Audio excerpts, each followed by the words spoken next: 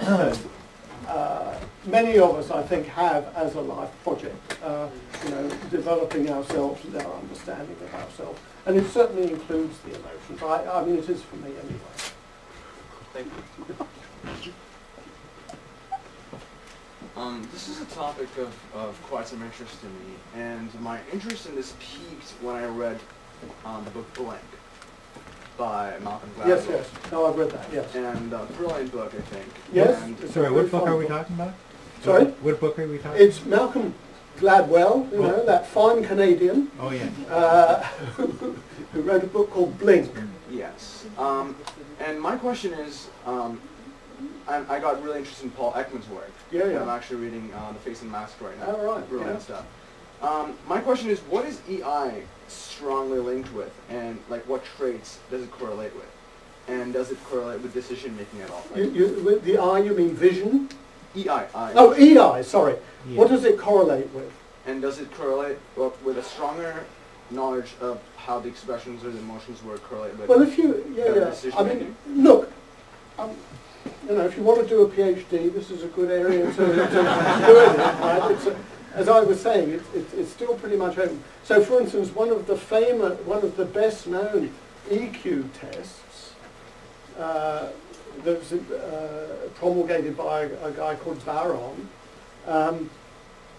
in fact, has quite a high correlation with the neuroticism component of personality. So, in other words, people who are high on EQ are low on neuroticism. So they're, you know, less anxious, they're less jumpy, they're, you know. So, but there are a number of different tests, you say.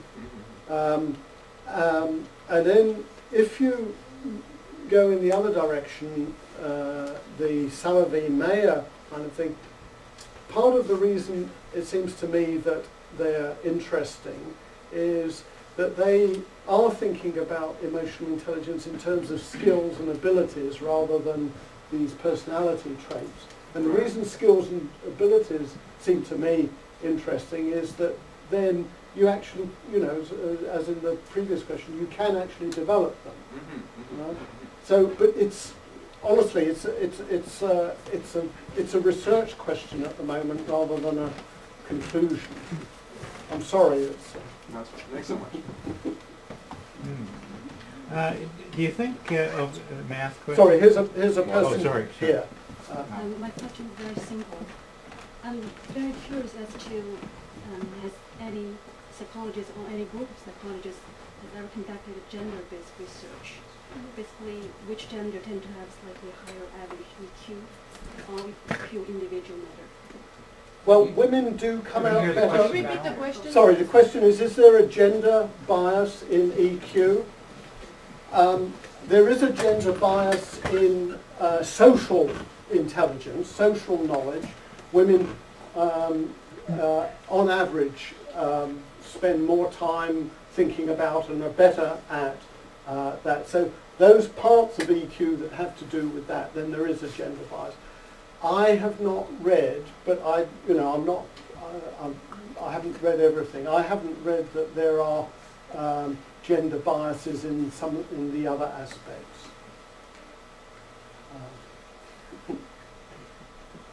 Yeah. Your investigation of the connection between reading fiction and developing EQ, I'm interested. Developing empathy, really, and social understanding. Okay, so I'm interested in that idea as a teacher.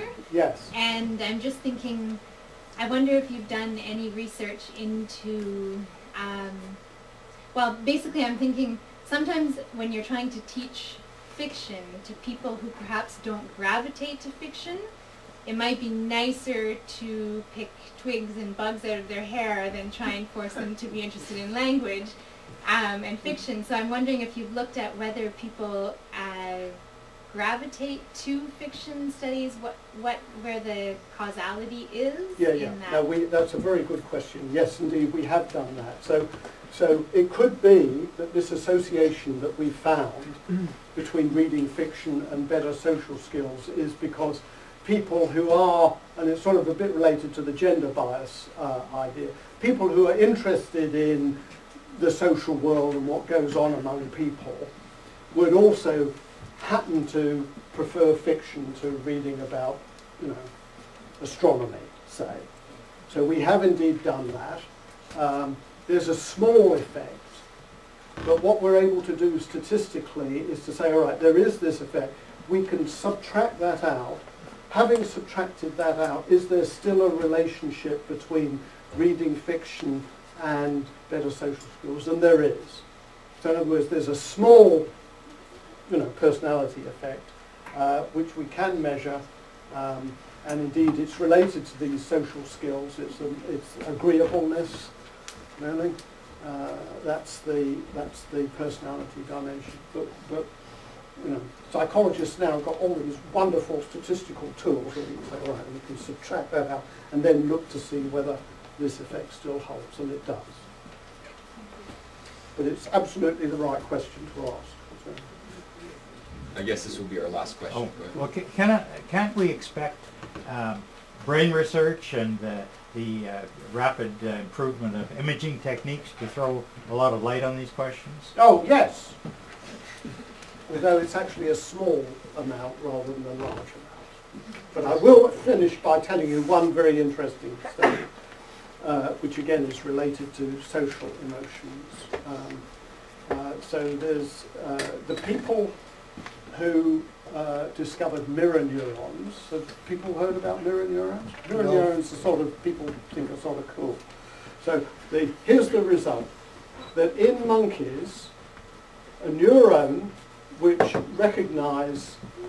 will recognize an intentional action of another primate picking up a raisin, it's that same neuron is responsible for the monkey itself picking up a raisin. So the argument is that we can recognize something by being able to do it ourselves. So this gang, Rizzolatti and company, headed by a guy called Wicker, then in human beings did an fMRI test looking at disgust. Okay? So exactly the same bit of the brain that recognizes disgust in someone else is also responsible for feeling disgust. So what we're talking about here, you see, is using empathy to recognize what other people are feeling. That does seem to me like an important result, and people are quite excited by it. So. Okay. I guess we'll conclude with that. Thank you, Dr. Kito.